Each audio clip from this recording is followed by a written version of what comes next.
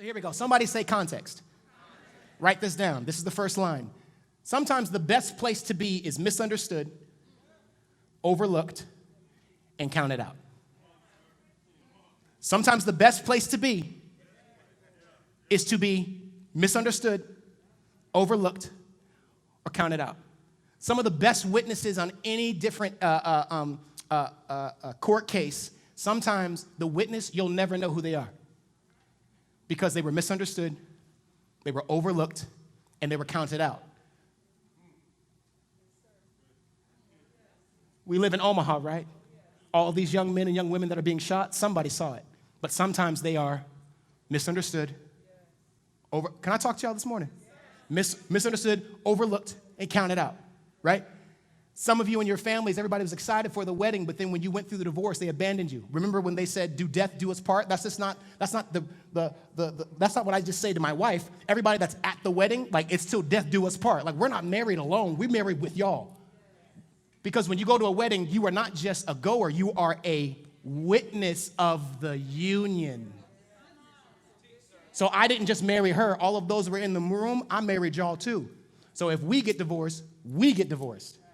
If we're struggling, we're struggling. But sometimes we can abandon God with our witness. Gun to your head, would you claim Jesus? Nah, man, it ain't worth it. Oh. Man, you know, like in the movies, like if I was in that movie, I would have done da-da-da-da-da. And if that were to actually happen, would you really run into a burning building to save your mama? You talk a big game, but what would have happened yesterday? This message is going to help some points because in this series, I'm just going to break it down to really simply.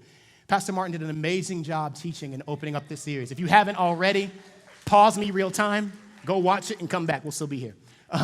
But he taught a message on Can I Get a Witness? And he mentioned how we literally stand in the gap between God and men. That if we do our job, people will choose God, right? I'm going to show you something in the scripture. Is that cool? So somebody say context. So I'm going to tell you a story this morning of two different people. These people have been at war for hundreds of years. For hundreds of years. For how many years? Hundreds. We have Palestine on the eastern border. It's mountain ranges. In Palestine, this is where Jerusalem is, Bethlehem, Hebron. So Jesus was born in this area. Like the synagogue was rebuilt in this area. All the great stories of like the Israelites, they're all in Palestine. But the world wants you to think that Palestine and Israel are two different places. They're the same space. Okay. I'm not trying to get into like the governmental issues, but I'm just trying to let you know we're fighting over God's land. It's all his land. It's not sectioned off.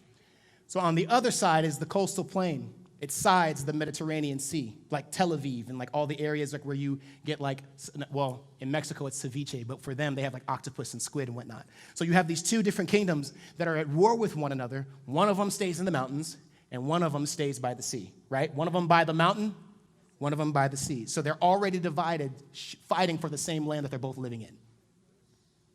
Rather than joining their forces to fight together other evil, they're trying to kill themselves.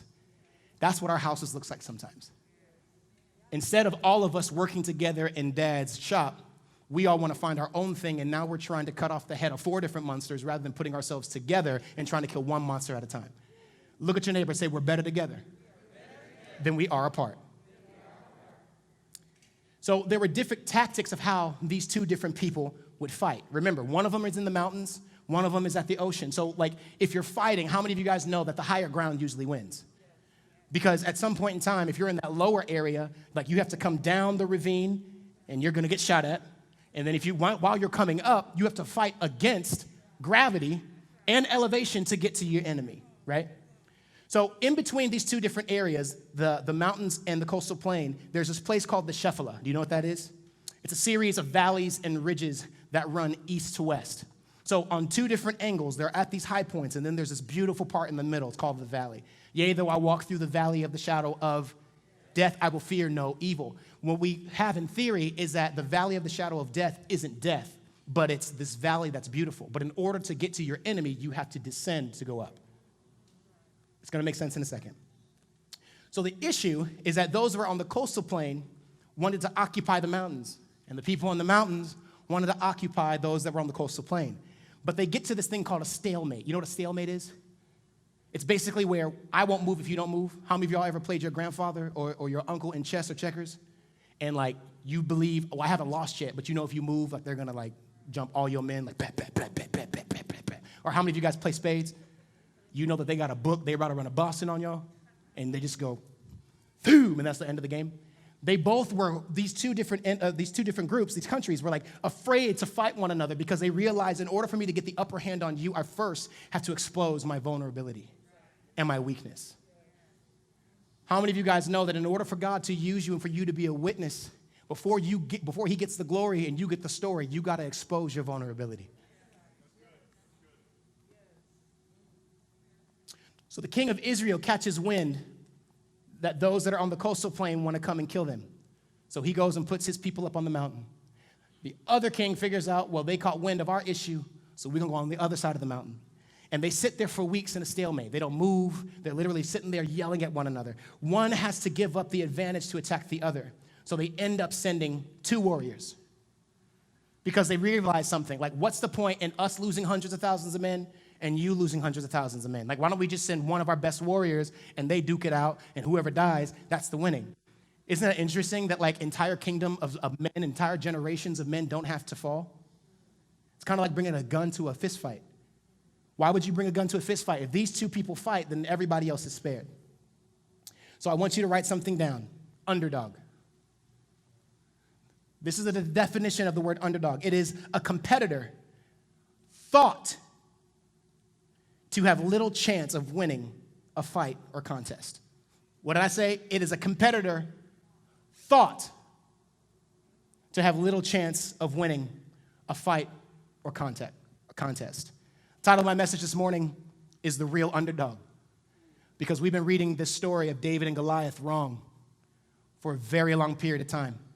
And everybody thinks that David is the underdog, but what I'm going to show you through the scripture today, who the real underdog is. Are you ready? Here we go. 1 Samuel 17, 4 through 11. I'm coming from the New Living Translation. So listen to this. It says, Then Goliath, a Philistine champion from Gath, came out of the Philistines' ranks to face the forces of Israel. Underline this. He was over how many feet tall? 9. They say 4 cubit lengths. That's from your elbow to your fingertips. They say he was 5 of those, 9 feet. He wore a bronze helmet.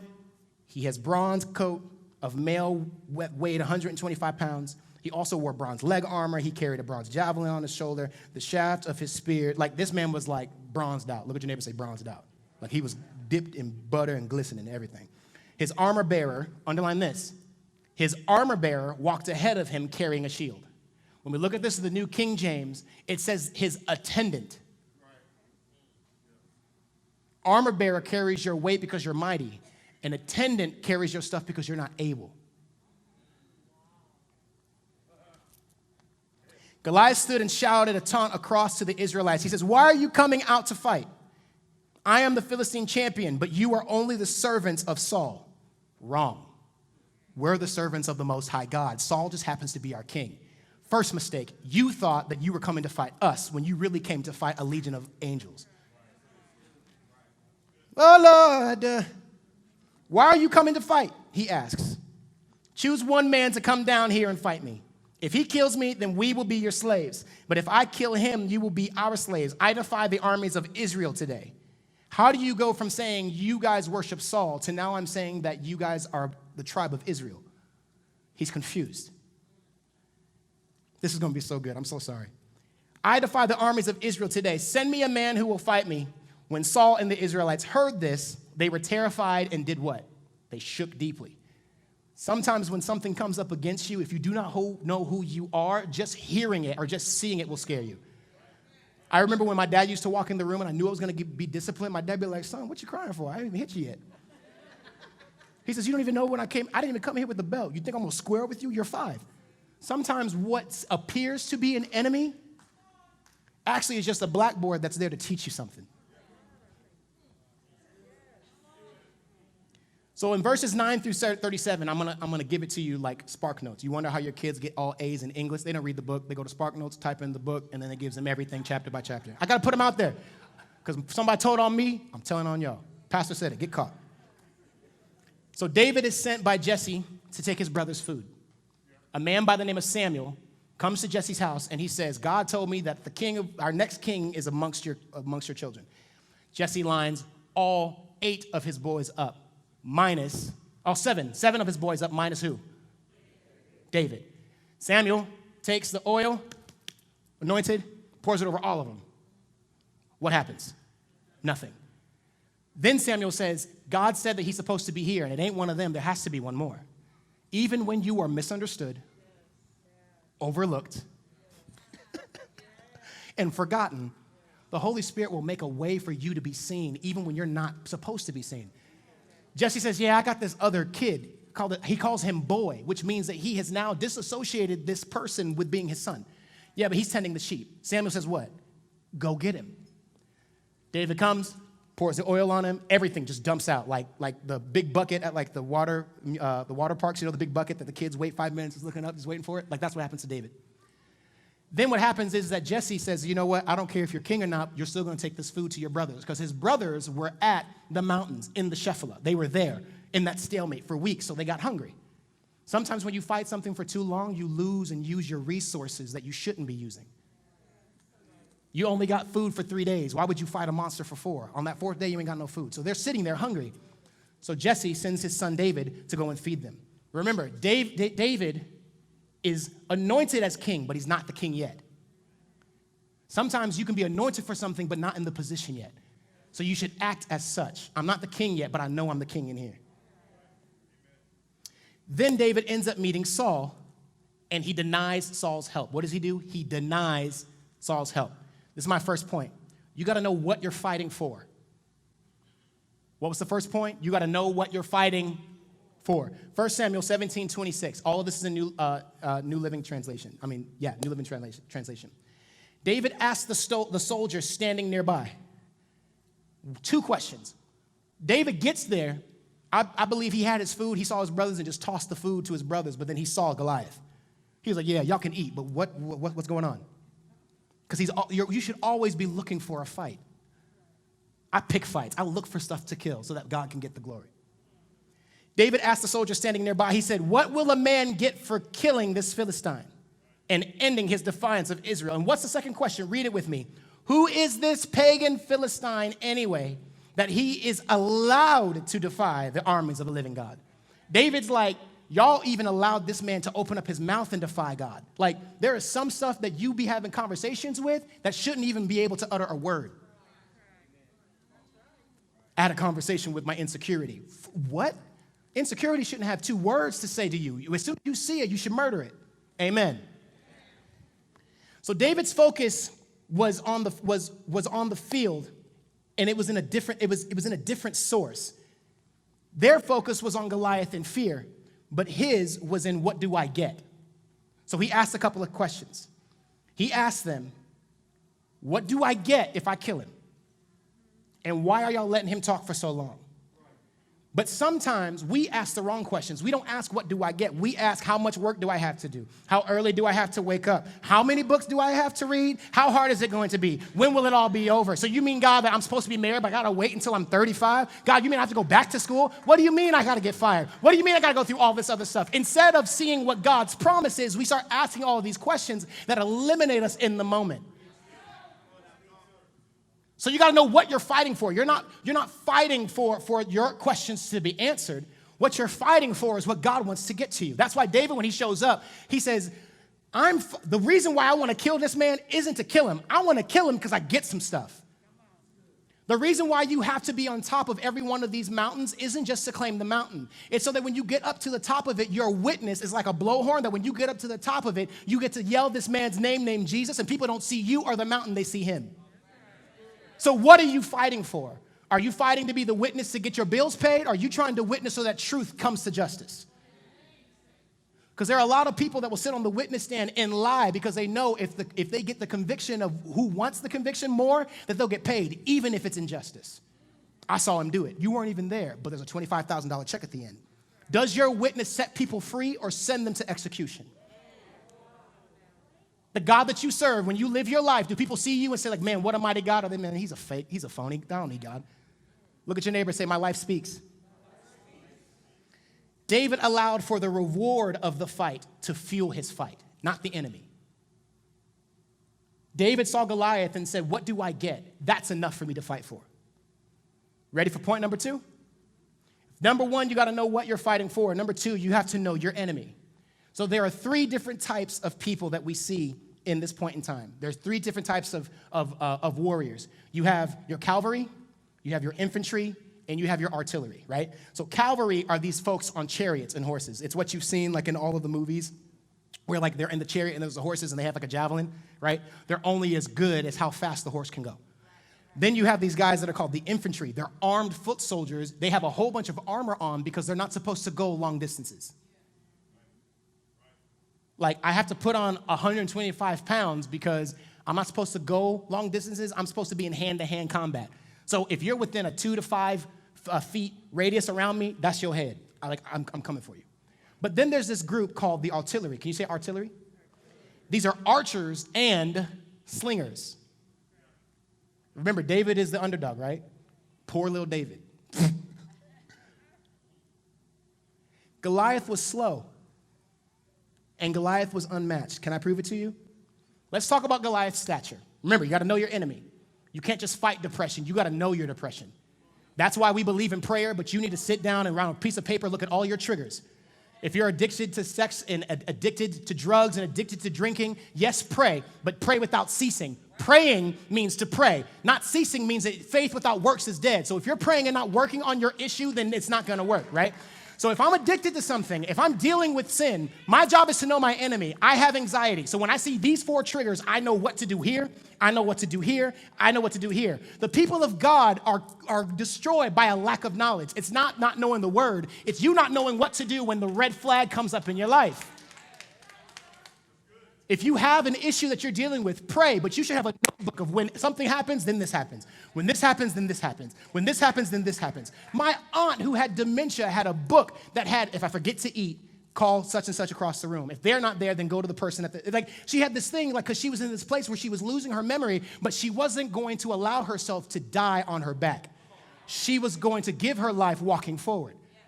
Some of us, we literally commit suicide by allowing anxiety to take us out. Oh, Lord. Well, if it's here, it's been here in my family for so long. Like, no. It's just your time to slay the giant. Somebody should say it. It's my time. It's my turn to slay this giant. Just like David said, who is this uncircumcised? That's a 4-letter word. That's like cursing somebody. Who is this uncircumcised Philistine? Deadbeat dads just run through my family. I'm killing this giant today. I'm going to have some kids and show him, look at these. You can't have these. Somebody look at me and say, I'm going to kill this giant. So let's look at his stature.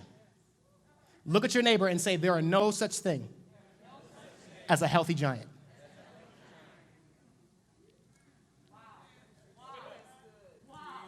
There is no such thing as a healthy giant. There is no such thing as a healthy giant. You can't be healthy and a giant. He was 9 feet tall and had hundreds of pounds of bronze armor. In 1 Samuel 17:43, we hear that Goliath says, am I a dog that you come to me with sticks? Sticks. David had a staff and a sling. There weren't other sticks. How many of you guys remember Andre the Giant? What was the disease he had? Acromegaly. What happens is that there's a tumor on your pituitary gland, and it tells your pituitary gland to create a ridiculous amount of growth hormone. So your body grows, but your internal organs don't grow at the same rate as your body grows, so they can't support you. There's no such thing as healthy giants. There is no such thing as a healthy giant. So, it's a growth on the pituitary gland. It's a growth hormone that grows out of control. So your body is growing in stature, but you don't have the connected tissue to be able to do it. So you have different things like arthritis. That tumor that's on your pituitary gland grows so large that it literally pushes up against your optic nerve so that you get double vision or severe blindness.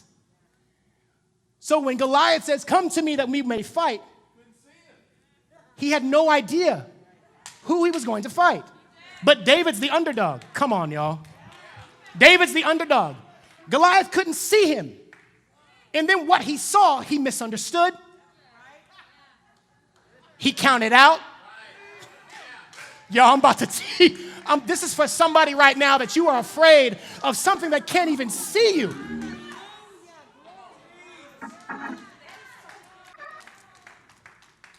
I can't say that this is all mine. I've been reading this book. I posted about it yesterday. Mr. Maxwell, and Pastor Stephen Matheson, right? Matheson, he taught this message, and I've watched all these videos, and it's just so interesting because there's something about when you read the Word of God another time, you get something different. Some of us read the Word of God and get frustrated, but we don't go again. But the Word says, try me again. Just try me again. I'm not going to fail you twice. I never failed. You just had a misunderstanding. Okay, let me go on. Those that have acromegaly also have arthritis because at the time that your bones are growing, your joints don't grow at the same level as your bones. So they rub together. So at the same time that he's not able to walk, Goliath has to be sturdy enough to carry hundreds of pounds of bronze armor. But this is the funny thing. It says that he had an attendant that walked with him onto the field, which means that he needed help to get to the field.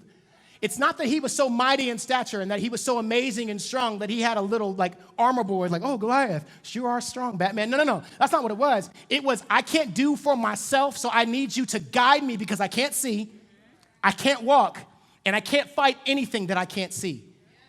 What we do is when our enemy comes, we're yelling, but God said we're supposed to be like salt, and we're supposed to be like light. What do they say when you're boxing? You can't hit what you can't see. I'm not recognized. Nobody sees me at the office. That's the best place to be because now you can use their time to work on your dream. Nobody ever asks me to do projects, but they still want me to be at work for 40 hours. That's great. What could you do on your lunch break?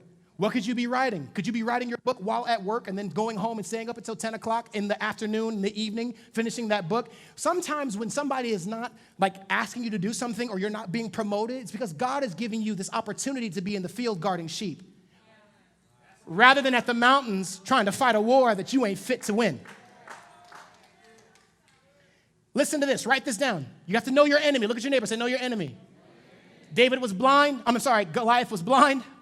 He was too slow, and he couldn't think for himself, so he had to have help. Your enemy is not as strong as you think it is. It needs help to destroy you. But sometimes we give our enemy the help that it needs to destroy us. Listen to this. The men thought that he was too big to fight, but David thought he's too big to miss. He's too big. He's too strong. David's like, how could you miss him? He's 9 feet tall. People at this point in time barely made it to 5 foot. He's 4 feet taller than us. You mean that all y'all, y'all should just jump all of them. Some of the things in your life, you see it differently. Instead of seeing it as an issue that you think is too big, for some of you, you're like, oh, I can handle that. But the first question I got to ask is, what do I get if I handle it? Point number 3, you ready? Say you got to know your skills. This is all going to make sense in a second. You got to know what you're fighting for. You got to know your enemy. And you got to know that there's no such thing as what? A healthy giant. The third thing is that you have to know your skills. 1 Samuel 17, 32 through 37. David meets Saul, the king. Saul sees David, and he misunderstands him. He counts him out, and he overlooks him. So what does Saul do? He says, don't worry about this Philistine, David said to Saul. Well, he said, look at your neighbor and say, I got this. I'll go fight him. Ain't no thing. Don't be ridiculous, Saul replies. There's no way you can fight this Philistine and possibly win. You're only a boy. There it is, disassociation. Because David knows he's king. I'm not a boy. But he never yells out at Saul. Sometimes when stuff is yelling at you, it doesn't know who you are. That's why at Ambassadors Worship Center, we teach you purpose so that in any and every circumstance when somebody comes at you, I don't have to tell you who I am because I know who I am. There is no such thing as competition, right, Kai? If I know who I am, I don't have to fight what people say that I am. You're a bum. You're broke. I am the most amazing person in this room. There's a purpose that God has given me. You're ugly. You're fat. You're too this. I am too great. You're just going to be just like your daddy. I'm going to be a better father than he ever was, and I'm going to create something that redeems him back to stature. But there's this thing that Pastor Martin says all the time. If the dog howls at the moon, what do you do? But if the moon ever howled at the dog, what would happen? You'd be like, wait a minute. That's how you look when you talk to ignorance. Let the dog bark. The moon sits in its space and doesn't say anything, but you know, if that moon would ever say something, we got a problem. You should get to the point when something comes at you, let the dog bark. But when I should have to open my mouth. If the moon turned with a face and looked at the dog, not have to say anything at all, the dog would be like, yeah, I don't want nothing with this.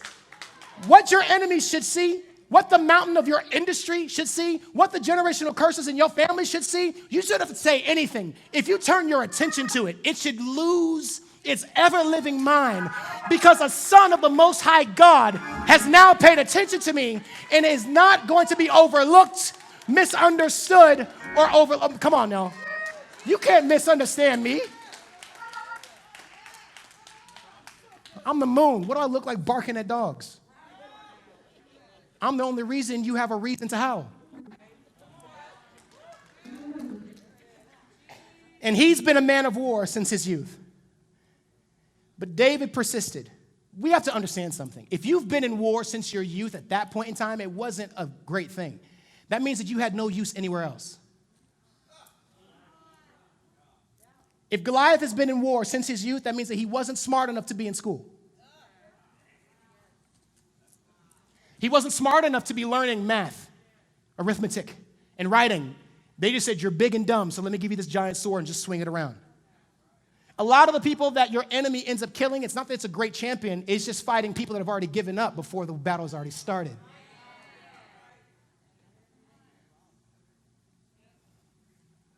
But David persisted. Underline this. I have been taking care of my father's sheep and goats. Wait a minute. We're about to fight. Sir, we're about to fight. He 9 feet, Doc. Zoom in on my face. The person that's watching online, AWC Nation Online, don't be asleep. Like, zoom in. He's 9 feet, and you gonna tell me that you've been shepherding sheep? Huh? So Saul, what does he do? He tries to give him all this different armor, right? David says, I have been taking care of my father's sheep and goats. He said, when a lion or a bear came to steal a lamb from the flock, what does he do? He goes after it. That means that he's already scared the lion and bear away. He has to prove a point and chase it down and kill it anyway. It's not that the lion or the bear has a sheep and is fleeing the scene. It's that just like the moon, when the lion came up to get the sheep, David just looked. The lion saw the God on the inside of David and took off. David said, I'm not that impressed with just my look. I gotta kill this thing. There are some things in your life that are generational curses because you didn't chase it back into the hell that it came from and slay it there. It's not good enough for addiction in my family to run away from me. My job is to run after it, grab it by its mane, and cut its head off. Somebody say, I'm going to slay this giant.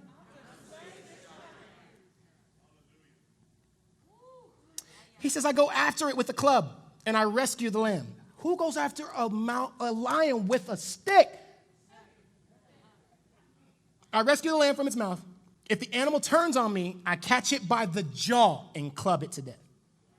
The New King James says that he grabbed a lion by the beard, the mane. All you men that are upset with losing hair on your head, that's not your crown. What we understand in the Hebrew and the Messianic time is that your crown started here. Because when they poured oil on your head, the oil went into your beard. So he's grabbing things by its most anointed part and saying, I don't care how anointed you are. The oil that I got is extra virgin. Like you messing with that canola, I got the stuff that they literally just pressed and put into my own vat. I ain't afraid of you. I'm gonna kill you. I'm gonna murder you. Sorry, I'm slow today. I'm so sorry. I have done this to both, murder's not right, correction. I'm gonna take your life from you and send you back to God. How about that? I have done this to both lions and bears. And what? I'll do it to this pagan Philistine too. For he has defied the armies of the living God. David doesn't even care if he's gonna die in the war. He says, I gotta pull up on dude because he was just talking. Any fathers in the room? Pastor Martin, that's a sad day. Any fathers in the room?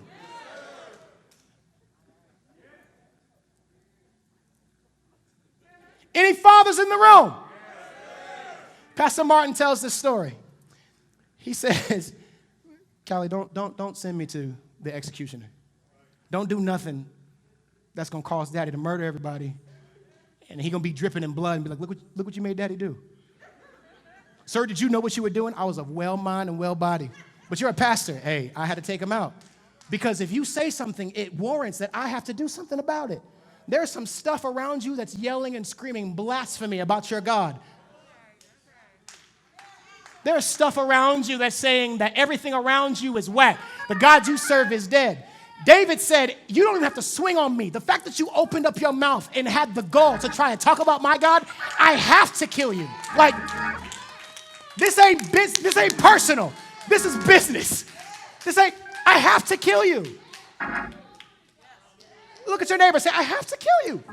Based off of principle. You're a nice guy. You're sweet. I'm sure the anxiety and depression can help me out, but I gotta kill you. You're a pagan.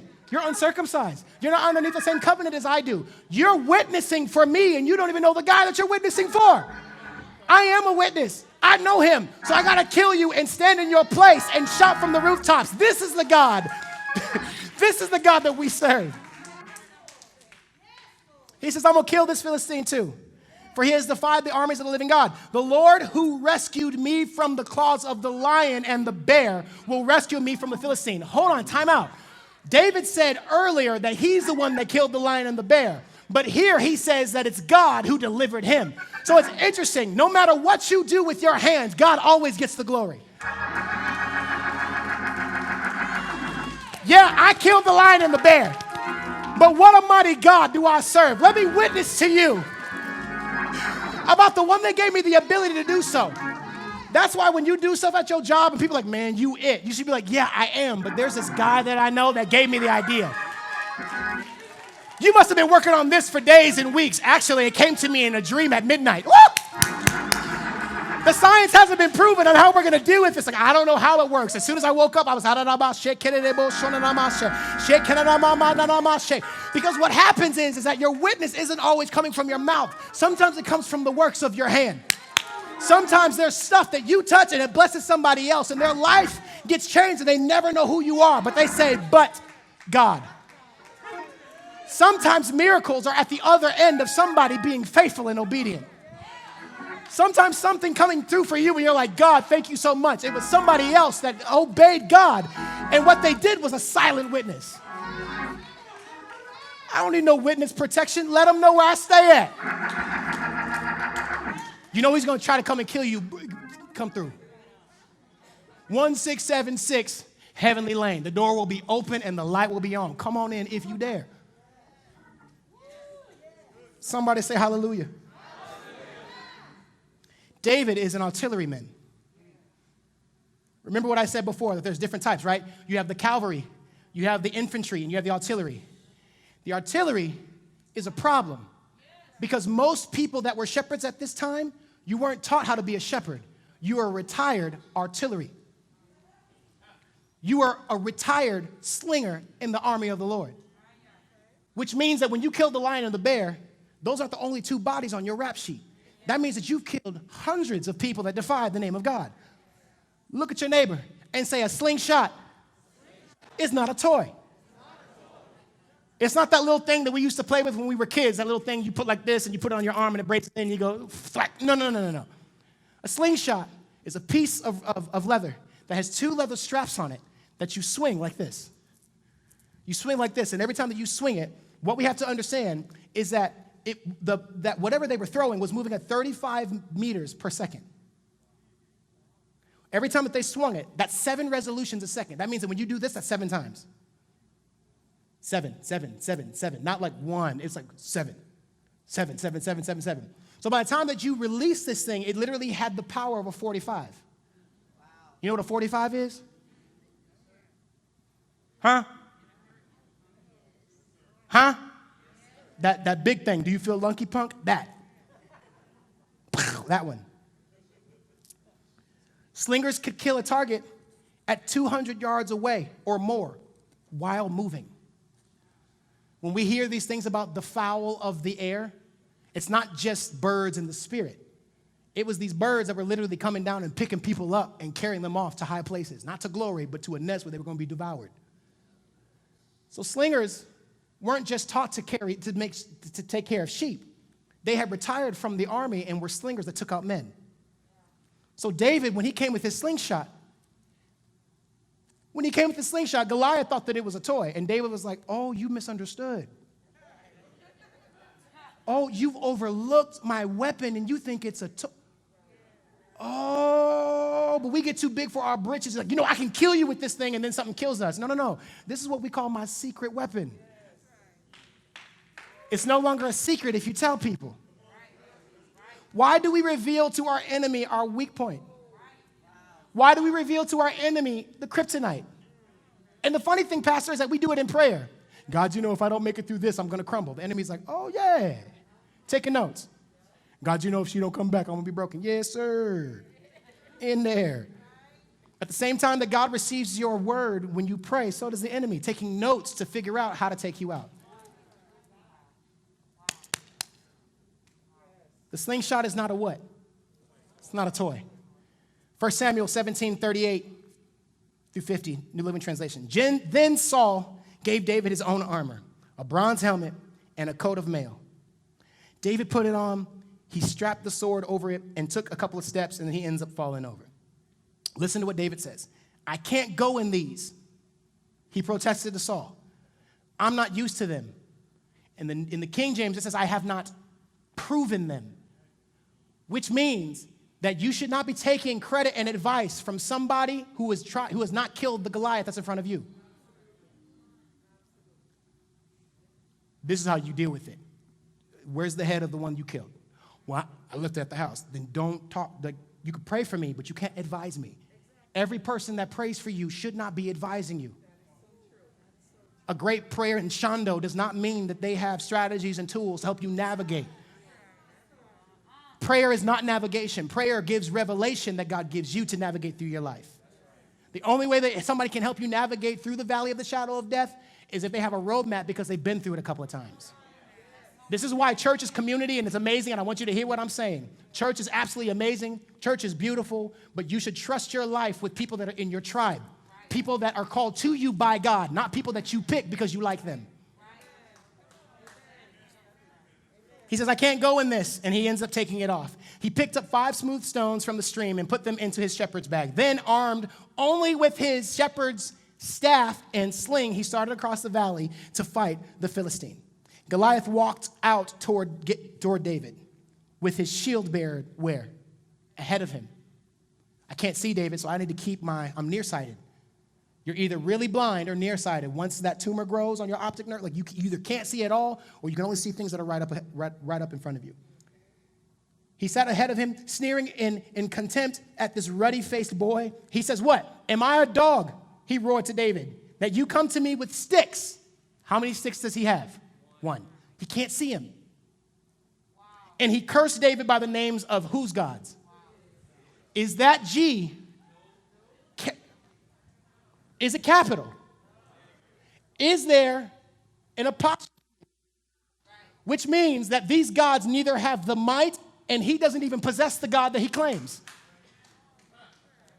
Goliath doesn't even believe in the God that he claims because he never got taught. He never went to be a scribe. He went straight to war. So he doesn't even know what he's fighting for. Goliath just says, whenever they want me to kill somebody, I just go up and kill him. He doesn't even know what he's doing it for.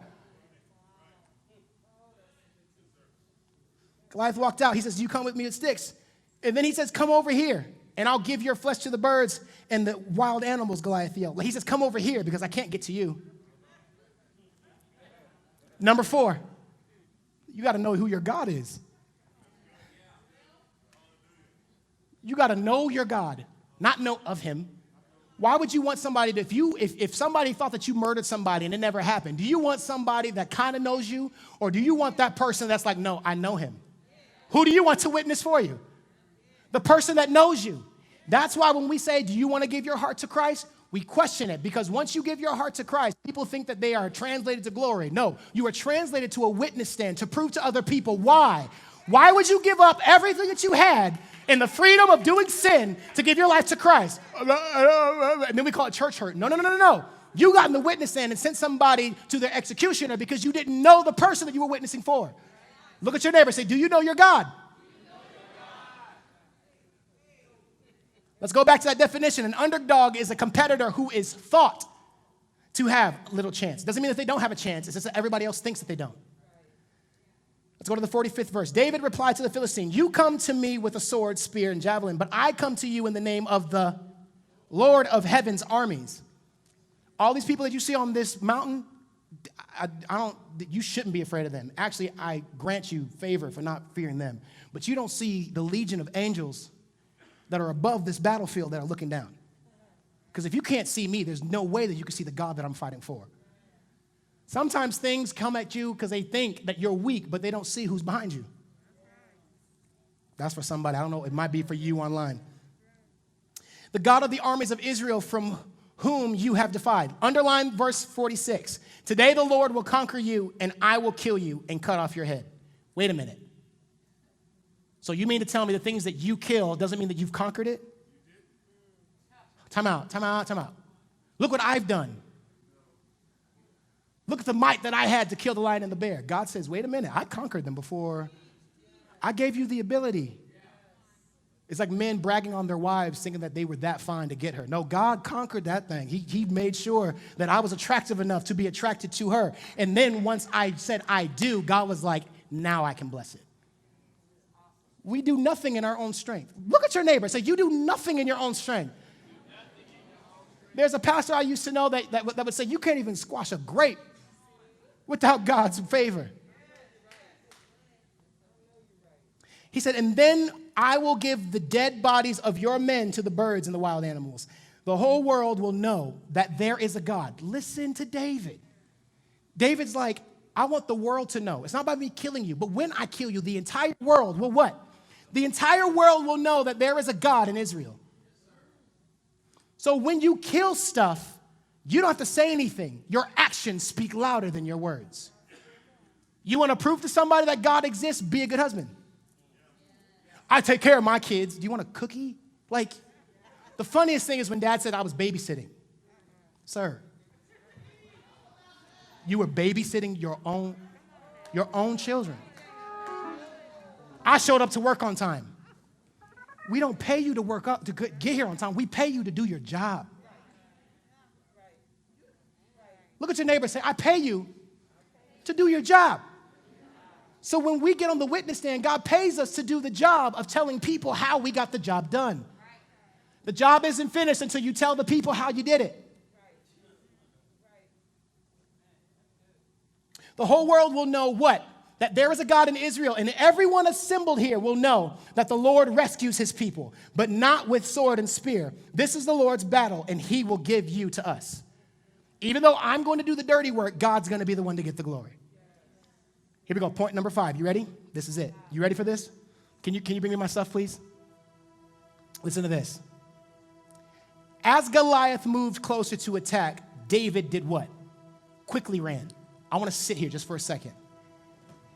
Goliath is taking steps towards him very, very slowly. And what happens with David? David doesn't go walk out to meet him. David doesn't trot out to meet him.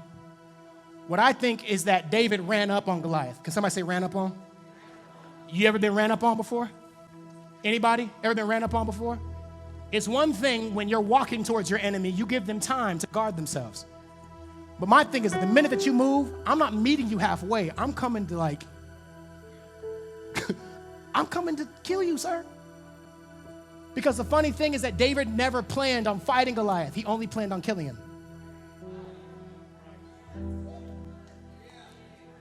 When it comes to the things that are in your life, there's no such thing as a struggle. You shouldn't plan to go and fight issues. You should plan to go and assassinate them. It's not even going to know that I was coming. I don't want to fight and tussle with it because then people are going to say like, oh, you didn't have the strength. No. If you do something and people have to question how it happened, it points them back to God, not to your strength and your ability. So listen to this. Goliath moved closer to attack David. David quickly ran out to meet him. Reaching into his shepherd's bag and taking out a stone, he hurled it with his sling and hit the Philistine in the forehead. We have to understand something. At a 45, at 100 yards away, is going to hurt you. A pistol. But a 45, a gun, point blank, like this, you're going to be unrecognizable with the force that comes from it. Check something else. We call David the underdog, right? David, while running, pulls the best stone out of his bag without having to look at it. He's running, pulls the stone out, puts it, hurls it, and kills him. It's almost to the point of where he's killed a couple of giants in his life before. I want to tell you something. That sling that you got in your pocket, you should never hang it up and let the dust collect. Because the same God that allowed me to kill this Goliath with this sling, the next Goliath that I meet next week, I'm going to use the same sling and the same sling and the same sling and the same sling. Like, God has anointed me with this thing, that this is going to be a witness for the God that I serve. Y'all feel that thing? Anybody feel it? Visualize it. 9 feet, walking towards him, stumbling, and then this little kid, 4'5", sprints across the field, grabs a rock, puts it in his sling, slings it at him, and kills him. What do you think the men on the opposite side felt? This is a great warrior, and this kid just killed him with a rock and a toy because they misunderstood him, they overlooked him, and they counted him out. Listen to this. He hurled it with his sling and hit the Philistine in the forehead. The stone did what? Sank. It didn't hit him. It left its mark. It means that the things that you kill, God's going to get the glory, but every single enemy in hell is going to be like, wait a minute, I know that mark. I know that mark. If that mark is on that tree, well, he missed it. Oh, he didn't miss. He didn't miss. So then the enemies in your life are going to start seeing that mark everywhere and know like, yeah, I don't want no smoke. I don't want no smoke. Have you seen what he can do with a sling? Well, what's your sling? Your sling is your family. Your sling is your business. Your sling is your faith. Your sling is your ability to love people even though they spit in your face. Because what happens is that when they misunderstand your weapon, they will never know how to put attack up against it. Somebody shout hallelujah. So David triumphed. No, listen. The stone sank into Goliath's head. He stumbled and fell face down on the ground. So David triumphed over the Philistine with only a sling and a stone, for he had no sword. Underline verse 51, because this is the part where I'm going to connect it all together to this witness thing. Are you ready? Pastor, you ready? Watch this. 51. Then David ran over and pulled Goliath's sword from his sheath. I don't have a sword. I never needed a sword. My plan was to kill you. So my plan was to use your sword against you the entire time. He pulled Goliath's sword from his sheath. David used it to kill him and cut off his head. David never planned on fighting Goliath. He planned on killing him. Listen to this. The point is that God is going to get the glory. You get the story, and the people get freedom. It says that afterwards, when David cut off Goliath's head, it says that he put it on the notch of his belt. Come on, y'all. It says that he ran up on Buddy, sliced dude's head off, and said, oh yeah, this is a trophy. Look at what my God did. That's the crazy part. That's the crazy part. Wait a minute, don't clap. He used the sword in his own strength and his own might. He got the story, but who gets the glory? So my question is what is your giant? What is your Goliath? Is it addiction? Oh, I kill addiction. This is the head. But it stinks and it's smelly and there's blood everywhere. Yeah, but you weren't there to see the story of how I ran across the field and met it and cut its head off. And by the way, there's no such thing as a healthy giant, so I shouldn't be afraid of addiction. Oh, okay, let's go there. What is your thing? Is it your industry? You do hair. I don't want to be a good hairdresser. I want to be the only one that people consider. Because then God gets the glory, because I got to cut the head off, but now I'm wearing this thing around that now I don't have to say anything. What God did for me is a louder witness than I could even say. It says that even if I had 1,000 tongues, I couldn't even explain how great you are. So let me show you how he saved me from addiction from heroin. Let me show you how he healed my cancer. And the funny thing is that God gets the glory out of carrying it for you. You get to carry it. What is it? Is it depression? What is it? Is it anxiety? What is it? Is it fear? God has not given us a spirit of fear. There is somebody in the room right now, you're realizing what your sling is. And this is how you're going to look at the end of the week this week. Everything that was looking at you in your face, you're going to cut his head off and give God the glory. Somebody stand to your feet. How dare you come after me and my God? How dare you try to define me? You thought that you could kill me? You thought. Somebody say you thought. Hey, that's what it is for the week. That's what it is for the week. The next time the fear tries to creep up in your house, you should look at it and be like, oh, you thought. Oh, you thought. The next time depression walks into your 12-year-old girl's room that everybody's saying that she's too ugly, teach her to look at that thing in the face and say, like, oh, you thought you had me. Because then what happens is at the end of it, your witness, you go from being the underdog to being the overdog, because what used to scare you, now you hold the head of it. Come on, somebody lift up your voice in this place. I'm cutting the head off of this thing. I'm cutting the head off.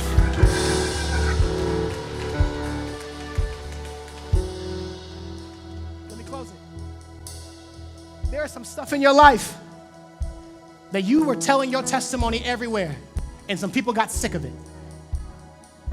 You took the head of Goliath off of you, and now you want people to be amazed with who you are. You're a terrible witness. Because my witness is only as strong as what God has delivered me from. There are some of you young women, older ladies in this room that were in an abusive relationship, and you stopped telling somebody about that story, but that head is still on your mantle. There are some of you that were addicted to drugs and alcohol. There were some of you that are online that were dealing with all kinds of mess, and people got tired of hearing your story. How can you get tired of hearing my story? It's my story. Somebody yell at the top of your lungs, it's my story. Come on, with some vigor, say it's my story. Can we do something in the spirit? I want you to grab whatever that thing is that's in your life right now. I want you to grab it by its hair and hold it up like this. Somebody's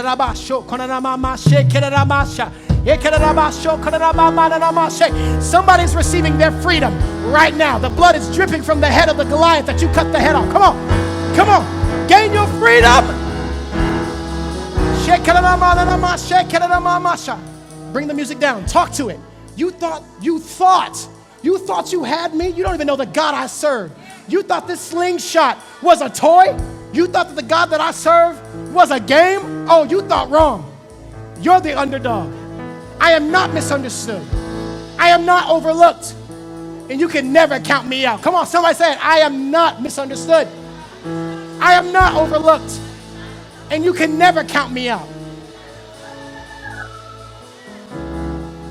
This is what we're going to do from now on. The next time somebody says, like, oh, you used to be addicted. I used to.